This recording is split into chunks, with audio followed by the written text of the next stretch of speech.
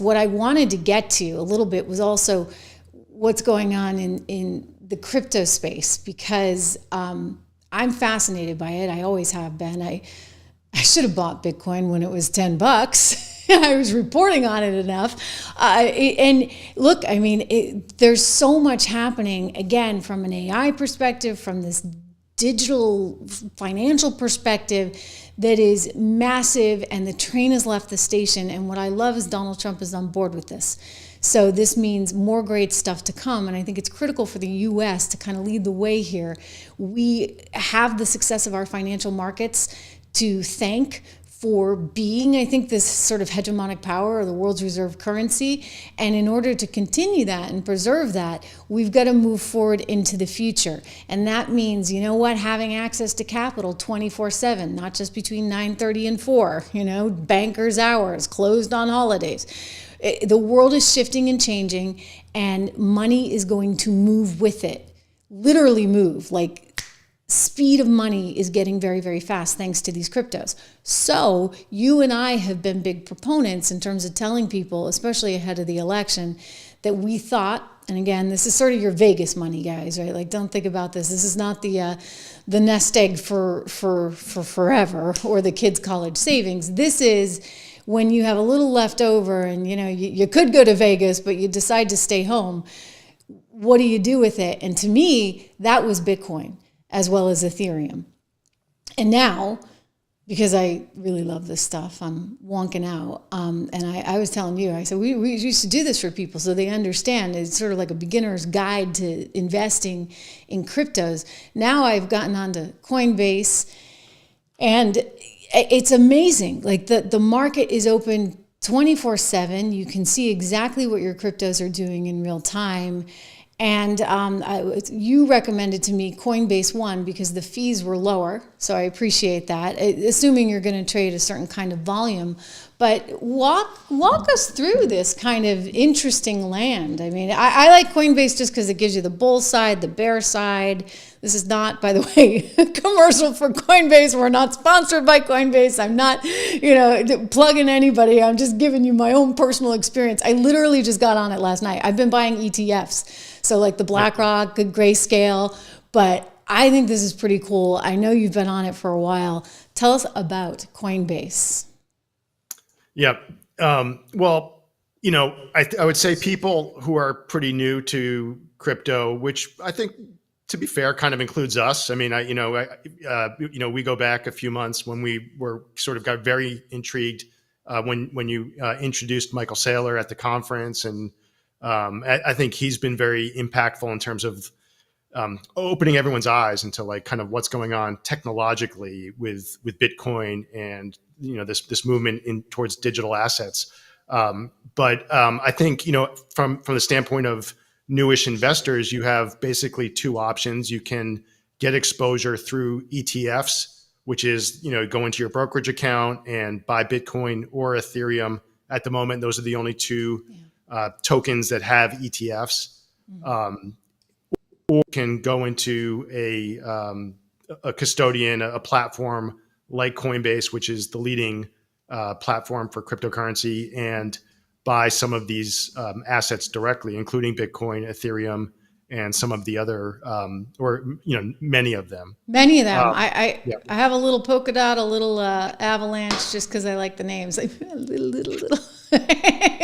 No, but all of these cryptos, incidentally, I should just say, have fascinating technology behind them. And one of the reasons Rob and I got really into it, we're interested in Bitcoin, and Michael Saylor has certainly had an impact on that in terms of, I think, also sort of keying us into what we already sort of understood, but really, really kind of got in the trenches with after hearing him and listening to him. And he was on this program, he was on this channel, as well as the Trish Regan show. But Saylor is really into Bitcoin. We're also kind of intrigued by the Ethereum, because the Ethereum is like the working blockchain, where so many of these financial contracts, derivative contracts, all of these things that happen on Wall Street and take a lot of lawyers and a lot of manpower to do, have the potential for just being written into the Ethereum code. And so therefore all these things can happen instantaneously, and it's all part of this Ethereum blockchain. And there's other blockchains like it, like these other things that I'm just mentioning.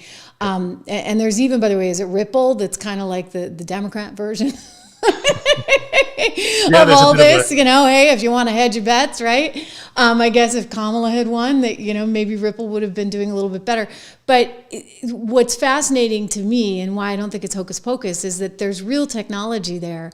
It's a question of what gets adapted, right? And there's different purposes for different things. So maybe there's room for a few of them.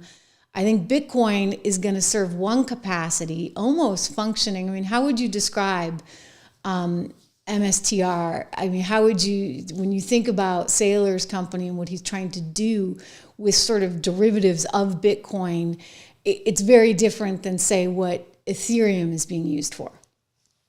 Yeah. So maybe, I would say Bitcoin is like the starting point, and there's a community of Bitcoiners who actually look negatively upon like the rest of the crypto, the rest of the crypto universe. And let's just to frame it, I mean, Bitcoin is about 60% of the total value of all cryptos. So it's sort of the big gorilla within crypto. I think the way to think about Bitcoin, it's almost like, if like gold and Facebook had a baby, Bitcoin is like the if Bitcoin gold is and Facebook. All right, funny. I'm being a little out there, I guess, with these analogies. No, it's just two interesting examples. Okay, gold because it's like the safe thing, and Facebook. But why Facebook? Because it's like popular. Gold because gold is this supply constrained form of money that's sort of non-sovereign and globally accepted. Okay, and then Facebook is a technological platform that's protected by very strong network effects. Okay. And so you kind of merge those two, and you kind of digital gold or kind of digital money, right? Digital capital. And so Bitcoin's position is as this idea that it's going to become a monetary network that's globally used, and it's already there. It's already a $2 trillion asset class, and it's right now today almost back to its just a few weeks ago. Yeah. The other coins like Ethereum, they're more like, I would say about them more as like kind of technology stocks where they serve various purposes. Ethereum's has about 50% share within stable coins. Mm-hmm. So it's sort of like the underlying technology that supports the stablecoin industry. But then you've got other leading tokens like Solana, which is considered very good technology for international financial transactions. XRP, you mentioned Ripple, which mainstream financial institutions seem to be adopting as they transform the way transactions are processed. So the whole architecture of money is changing with these digital assets, and it's really kind of a technological revolution within the global financial system.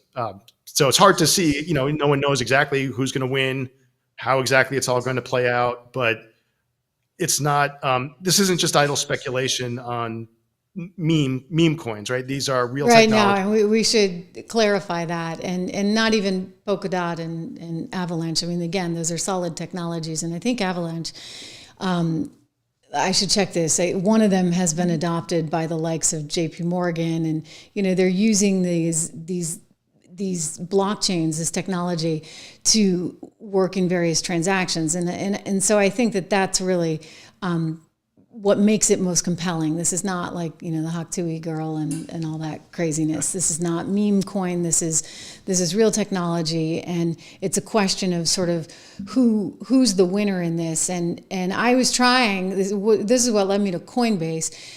I was trying to buy some kind of basket, if you would, of different cryptocurrencies. Again, I have exposure through Grayscale, through BlackRock as well, to things like Bitcoin or Ethereum.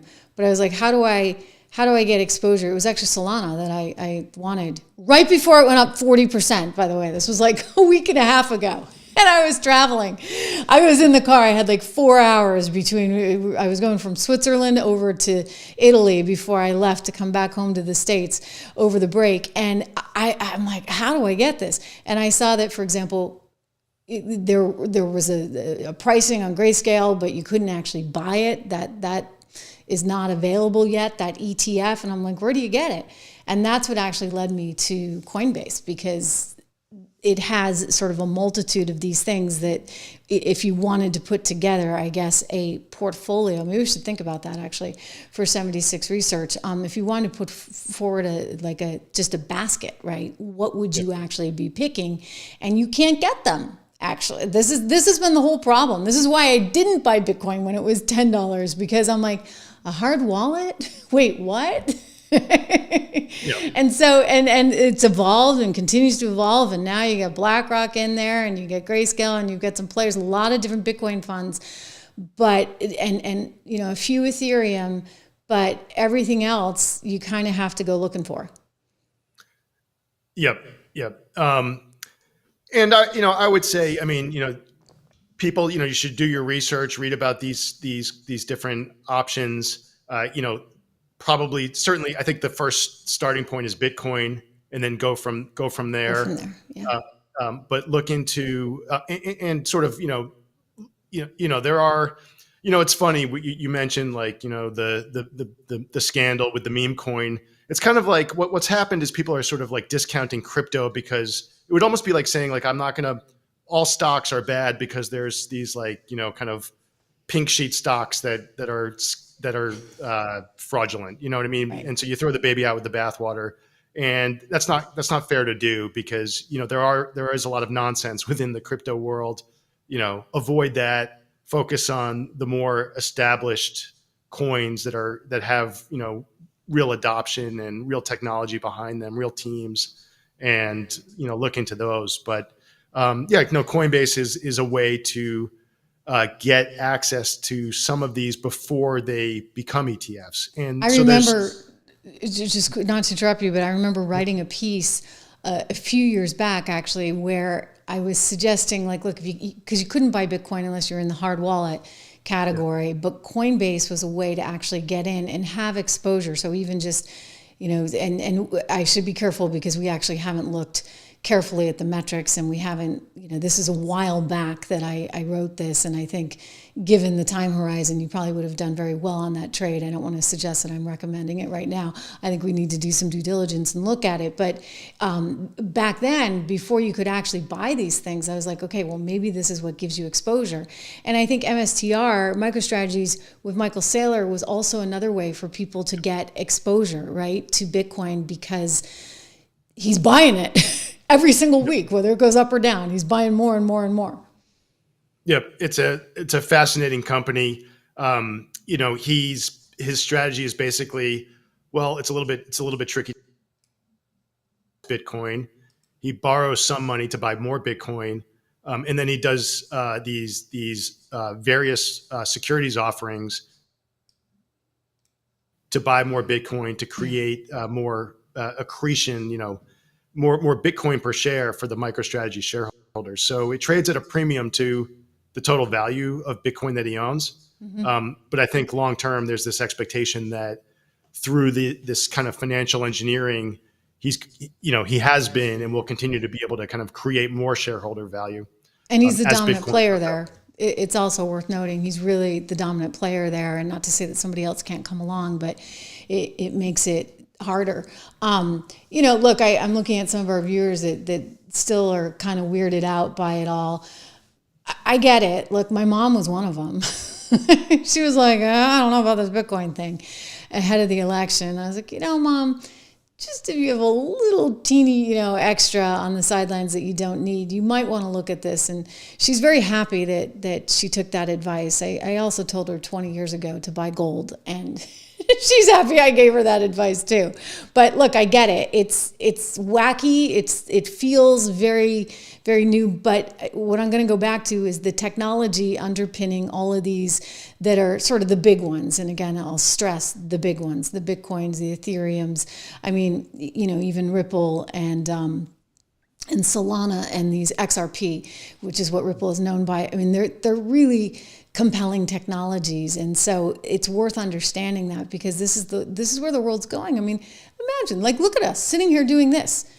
I grew up in a world where my kids don't understand it. Like there were 3 TV channels, and that was it. Like I used to watch Little House on the Prairie at 8:00 on Thursday nights. And if I didn't see it, I didn't see it. It was gone, right? Like it was just gone. And the kids, and I can remember sitting there with the rabbit ears because we lived in rural New Hampshire and this is pre-cable, trying to get the TV to come in. And that was usually my job as the kid. There was no remote control. I would change the channel and I'd work the rabbit ears.